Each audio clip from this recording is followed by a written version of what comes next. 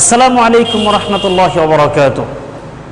আলহামদুলিল্লাহ আলহামদুলিল্লাহিল্লাযী আল্লামা বিল কলম আল্লামাল ইনসানা মা লাম ইয়ালাম ওয়াস সালাতু ওয়াস সালামু আলা রাসূলিহিল কারীম ওয়া আলা আলিহি ওয়া সাহবিহি আজমাইন ওয়া বা'দ। প্রিয় শিক্ষার্থীরা, পৃথিবী জুড়ে করোনা মহামারীকালীন সময়ে তোমরা যেখান থেকে আজকে আমাদের এই জামিয়া কাসিমা কামিল মাদ্রাসার অনলাইন ক্লাসে যুক্ত হয়েছ, আমরা তোমাদের প্রত্যেককেই জামিয়া কাসিমা কামিল মাদ্রাসার পক্ষ থেকে সুস্বাগত জানাচ্ছি। আশা করছি তোমরা যার যার অবস্থানে সুস্থভাবে তোমরা জীবনযাপন করছো। আমরাও আলহামদুলিল্লাহ সুস্থভাবেই তোমাদের সাথে যুক্ত হয়েছি। প্রিয় শিক্ষার্থীরা, ইতিপূর্বে তোমাদের একটি পরীক্ষা হয়েছিল। আমাদের পূর্বের যে ক্লাস ছিল সেই ক্লাসের ধারাবাহিকতায় তোমাদের একটি পরীক্ষা হয়েছে। সেই পরীক্ষা পরবর্তীতে তোমাদের যে অংশটুকু পূর্বে পড়ানো হয়েছিল তারপর থেকে আমরা আজকে শুরু করব ইনশাআল্লাহ। তোমরা যারা নবম শ্রেণীর ছাত্র রয়েছ, আমরা আশা করছি তোমরা প্রত্যেকেই ইতিমধ্যে ক্লাসে জয়েন করেছ অথবা হয়তো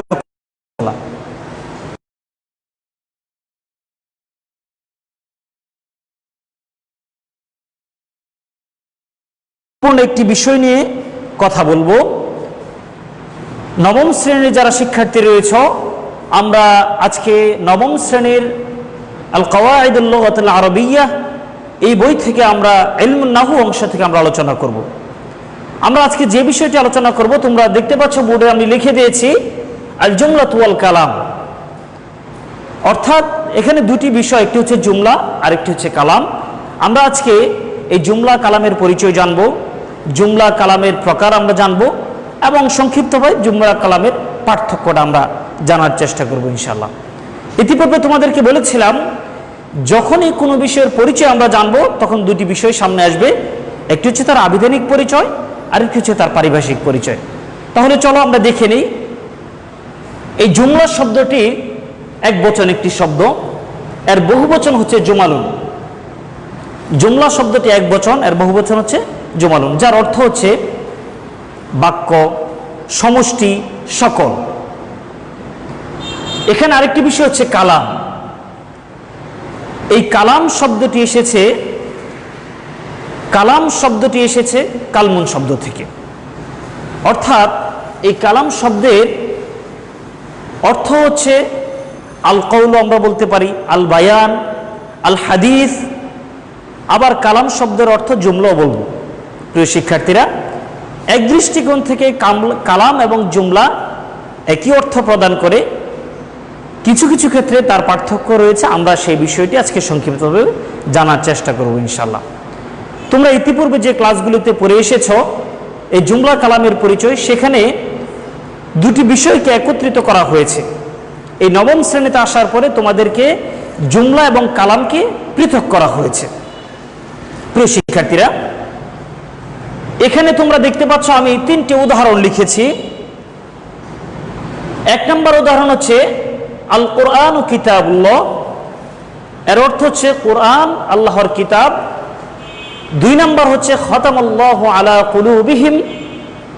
তিন নম্বর লিখেছি ইযা হাদারাল মা। অর্থাৎ এই তিনটি বাক্য থেকে আমরা জুমলা কালামের পরিচয় জানব। প্রিয় শিক্ষার্থীরা,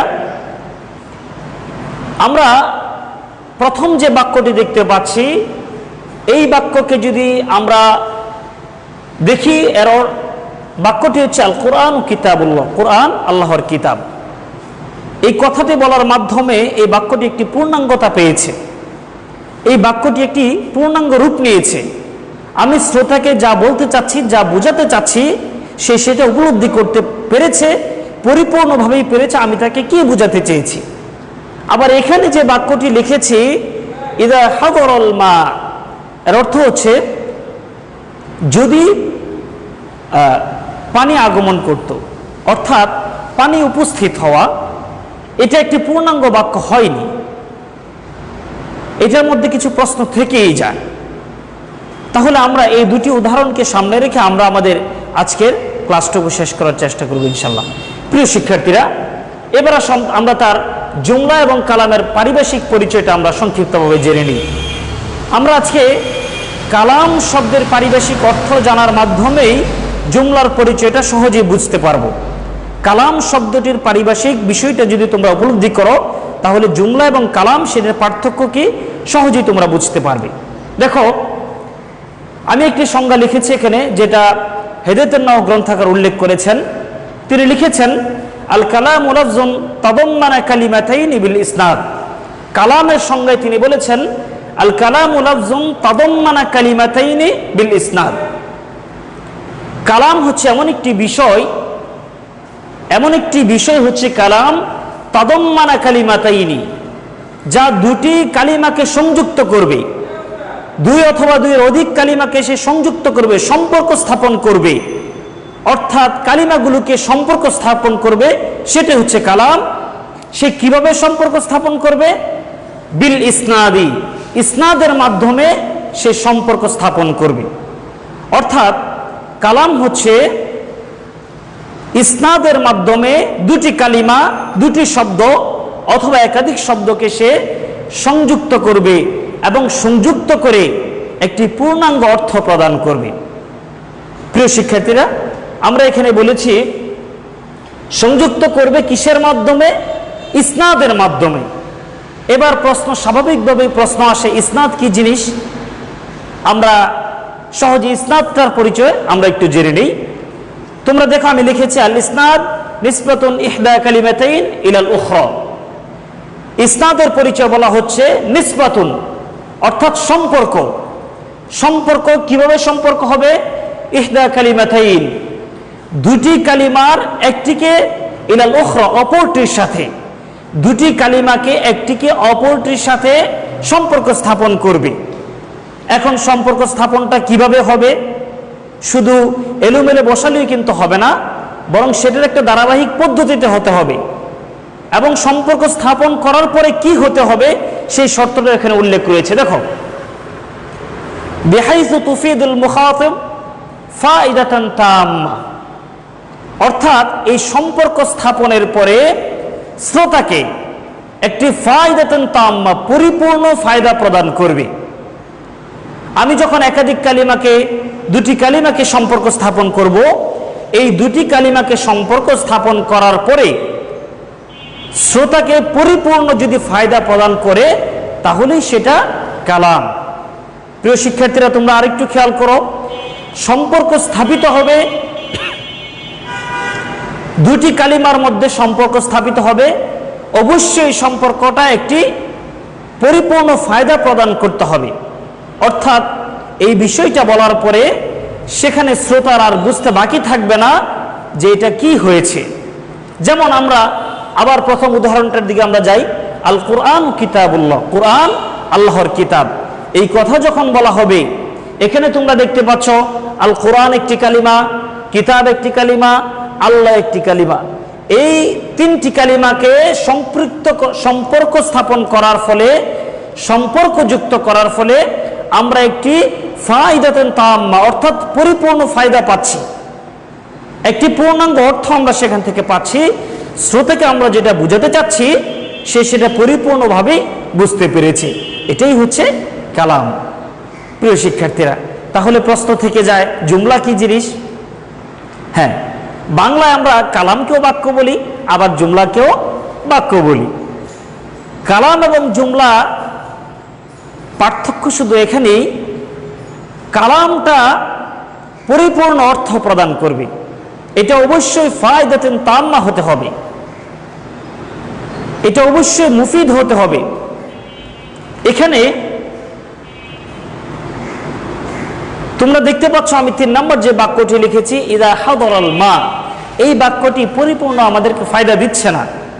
এই বাক্যটি আমাদেরকে পরিপূর্ণ ফায়দা অর্জন করতে পারছে না, শ্রোতা সেখান থেকে পরিপূর্ণ ফায়দা অর্জন করতে পারছে না।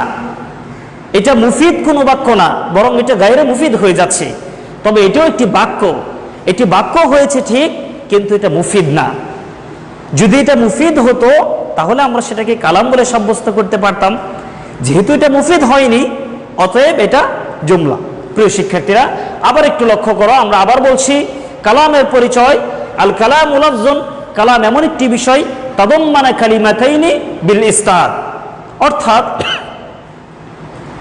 ইসনাদের মাধ্যমে, সম্পর্ক স্থাপনের মাধ্যমে দুটি কালিমাকে সে সম্পর্কযুক্ত করবে, সম্পর্ক স্থাপন করবে, সেটাই হচ্ছে কালাম। আর আল ইসনাদ নিসবাতুন ইহদা কালিমাতাইন ইলাল উখরা বিহাইসু তুফিদুল মুখাতাব ফাইদাতান তাম্মা। এই সম্পর্কটা হবে এমনভাবে সম্পর্ক, যে সম্পর্ক করার মাধ্যমে, যে সম্পর্ক স্থাপন হওয়ার মাধ্যমে একটি পূর্ণাঙ্গ পরিপূর্ণ ফায়দা অর্জন করা সম্ভব হয়। প্রিয় শিক্ষার্থীরা, এই বিষয়টি অত্যন্ত গুরুত্বপূর্ণ একটি বিষয়। তোমরা যারা দাখিল পরীক্ষার্থী রয়েছ, আগামীতে তোমরা যারা দাখিল পরীক্ষায় যারা অংশগ্রহণ করবে, এখান থেকে একটি প্রশ্ন প্রায়ই পরীক্ষায় এসে থাকে এই অধ্যায় থেকে। অতএব তোমরা বিষয়টিকে অত্যন্ত গুরুত্ব সহকারে পড়বে, আমরা সে আশা করছি। প্রিয় শিক্ষার্থীরা, এবার চলো আমরা এই জুমলা এবং কালামের প্রকার, এর প্রকার কি হতে পারে আমরা একটু সংক্ষেপে দেখে নিই। আকসামুল কালাম, কালামের প্রকার, সেটিকে আমরা প্রথমত দুই ভাগে ভাগ করতে পারি। এক নম্বর প্রকার হচ্ছে জুমলায়ে ইসমিয়া, আরেকটি হচ্ছে জুমলায়ে ফিআলিয়া। ইতিপূর্বে তোমরা এই কথাগুলো শুনে এসেছ। জুমলায়ে ফিআলিয়া কাকে বলে, জুমলায়ে ইসমিয়া কাকে বলে, এখানে উদাহরণের দিকে লক্ষ্য করলে তোমরা হয়তো দেখতে পারছো। অর্থাৎ বাক্যের শুরুতে যদি ইসিম থাকে তাহলে নির্দ্বিধায় সেটা জুমলা ইসমিয়া হচ্ছে, আর বাক্যের শুরুতে যদি ফেল থাকে তাহলে সেটা জুমলায়ে ফেলিয়া হবে। আর ইসিমের আলামতগুলো তোমরা ইতিপূর্বে শিখেছ, ফেলের আলামতগুলো তোমরা জানো। তাহলে আমরা বলতে পারি প্রথম যে বাক্যটি রয়েছে সেটি হচ্ছে জুমলায়ে ইসমিয়া, আর দ্বিতীয় যে বাক্যটি রয়েছে সেটা হচ্ছে জুমলায়ে ফেলিয়া। কেন জুমলা ইসমিয়া হলো প্রথম বাক্য? কারণ আমরা দেখতে পাচ্ছি প্রথম বাক্যটি হচ্ছে ইসিম দ্বারা শুরু হয়েছে, আর দ্বিতীয় বাক্যটি একটি ফেল দ্বারা শুরু হয়েছে, তাই সেটা জুমলায়ে ফেলিয়া হয়েছে। প্রিয় শিক্ষার্থীরা, তাহলে আমরা জানলাম জুমলা বা কালাম দুই প্রকার। প্রথমত আমরা ধরতে পারি একটা হচ্ছে জুমলা ইসমিয়া, আরেকটি হচ্ছে জুমলায়ে ফেলিয়া। এবার আসো আরেক দৃষ্টিকোণ থেকে এই জুমলা বা কালাম আবার দুই প্রকার, সেটা হচ্ছে জুমলায়ে খবরিয়া, আরেকটা হচ্ছে জুমলায়ে ইনশাইয়া। এখন আসো জুমলায়ে খবরিয়া কি জিনিস? অর্থাৎ যেই জুমলা বা যেই বাক্য বক্তব্য উপস্থাপন করার পরে সেই ব্যাপারে সত্য বা মিথ্যা এই সকল বিষয়ে প্রশ্ন করার সুযোগ থাকে, সেটাই হচ্ছে জুমলায়ে খবরিয়া। যেমন তোমাদেরকে আমি বললাম যা জাইদুন, জায়েদ আসলো। এখন এই বাক্যটা কি বাক্য হবে তোমরা একটু চিন্তা করো। এটাকে সত্য অথবা মিথ্যা দুটিই বলা যায়। এটাকে যদি আমি বলি যে জায়েদ আসে নাই, আবার জায়েদ আসলো, দুইটাই কিন্তু বলা যায়। তাহলে যেই জুমলাটা সত্য এবং মিথ্যাবাদী উভয়টি হতে পারে সেটাই হচ্ছে জুমলায়ে খবরিয়া। আর যে জুমলাটা সত্য বা মিথ্যাবাদী কোনোটাই হয় না, সেটাকে বলা হয় জুমলায়ে ইনশাইয়া। যেমন আমি তোমাদেরকে বললাম ইদ্রিব, ইদ্রিব অর্থ কি?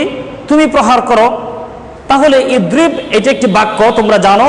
এটাকে আমরা যদি তারকিব করি ফেল ফাইল মিলে জুমলায়ে ফেলিয়া, তাহলে এই জুমলাটা জুমলা ইনশাইয়া। কিভাবে?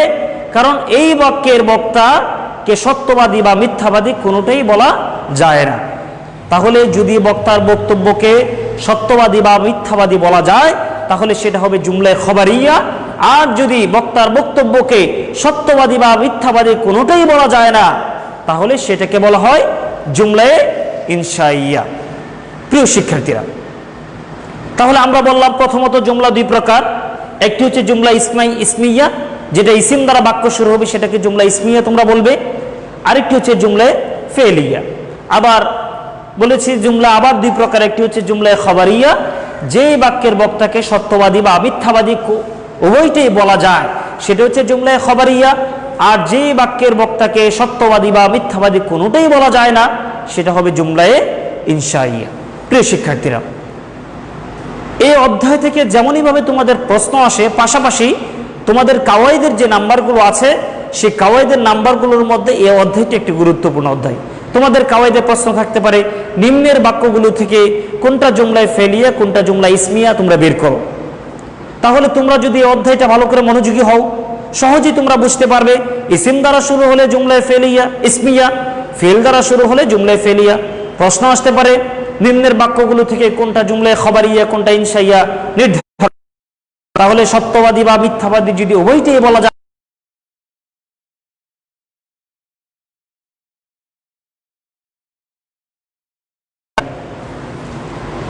আমরা আজকে যে বিষয়টি পড়েছি, অনেকেই তোমাদের মনে প্রশ্ন জাগতে পারে, আমরা সেই ছোট কাল থেকে সপ্তমে জুমলা পড়েছি, অষ্টমে পড়েছি, সেই ক্লাসগুলোতে আমরা পড়েছি জুমলা এবং কালাম একই জিনিস, কিন্তু নবম শ্রেণীতে আসার পরে নবম শ্রেণীতে জুমলা এবং কালামকে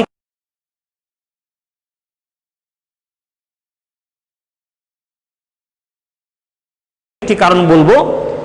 যেমন এক নম্বর কারণ হচ্ছে জুমলাটি হলো আম, কি বলা হয় জুমলা, সেটা পরিপূর্ণ অর্থ প্রদান করতে পারে, সেটা ফায়দা দিতে পারে, সেটা মুফিদ হতে পারে অথবা গায়রে মুফিদ হতে পারে, সেটা পরিপূর্ণ ফায়দা দেখ বা না দেখ, কি বলা হয় জুমলা। কিন্তু সকল জুমলা আবার কালাম নয়।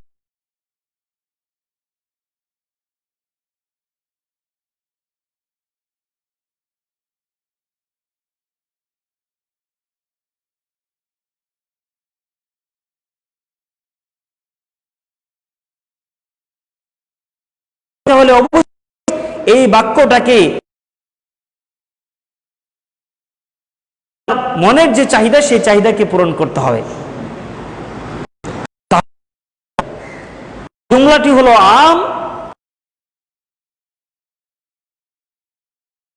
মানে হচ্ছে সার্বজনীন, আর খাস মানে হচ্ছে সুনির্দিষ্ট, নির্ধারিত। প্রিয় শিক্ষার্থীরা, জুমলা এবং কালাম আরেকটি পার্থক্য হচ্ছে জুমলাটি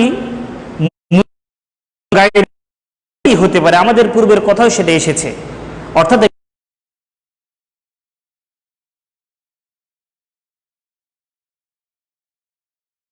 তাহলে সেটা আমরা সেই দৃষ্টিকোণ থেকে আমরা বলতে পারি সকল কালাম হচ্ছে জুমলা। আমরা বলতে পারি সকল কালাম জুমলা হতে পারে, কিন্তু সকল জুমলা কালাম নয়। সকল জুমলা কালাম হবে না, কিন্তু সকল কালামই জুমলা হবে। প্রিয় শিক্ষার্থীরা, আমরা আশা করছি তোমরা আমাদের এই সংক্ষিপ্ত সময়ের যে আজকে যে বিষয়টি আলোচনা করেছি, কালাম সম্পর্কে যে আলোচনা হয়েছে, আমরা আশা করছি তোমরা প্রত্যেকেই আজকের ক্লাস থেকে উপকৃত হয়েছ, উপকৃত হবে ইনশাআল্লাহ।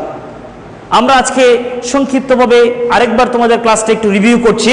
আমরা জুমলা কালামের শাব্দিক পরিচয় জেনেছি, পারিভাষিক পরিচয় বলেছিলাম।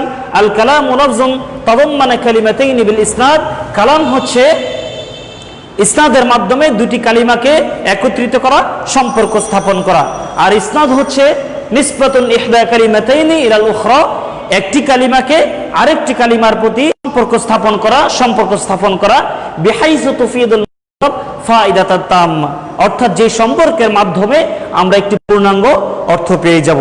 আমরা বলেছিলাম জুমলা ও কালামের প্রকার, প্রথমত দুই প্রকার বলেছি, জুমলা ইসমিয়া, ইসিম দ্বারা শুরু হলে ইসমিয়া, ফেলিয়া, ফেল দ্বারা শুরু হলে জুমলায়ে ফেলিয়া। তারপর আবার বলেছি জুমলায়ে খবরিয়া, জুমলা ইনশাইয়া। যদি বক্তার বক্তব্যকে সত্যবাদী বা মিথ্যাবাদী উভয়টাই বলা যায় তাহলে হবে খবরিয়া, আর যদি বক্তার বক্তব্যকে সত্যবাদী বা মিথ্যাবাদী কোনোটাই বলা যায় না, সেটাকে বলা হয় জুমলায়ে ইনশাইয়া। জুমলা ইনশাইয়া আবার 13 প্রকার, তোমরা পরবর্তী ক্লাসগুলোতে সেগুলো হয়তো জানতে পারবে। তারপর আমরা বলেছিলাম জুমলা হচ্ছে আম আর কালাম হচ্ছে খাস। জুমলা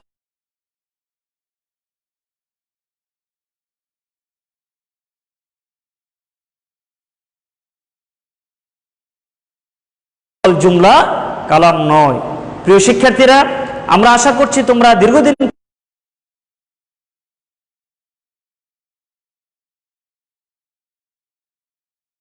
সেই ক্লাসগুলোকে দেখে উপকৃত হবে, প্র্যাকটিস করবে, বাসায়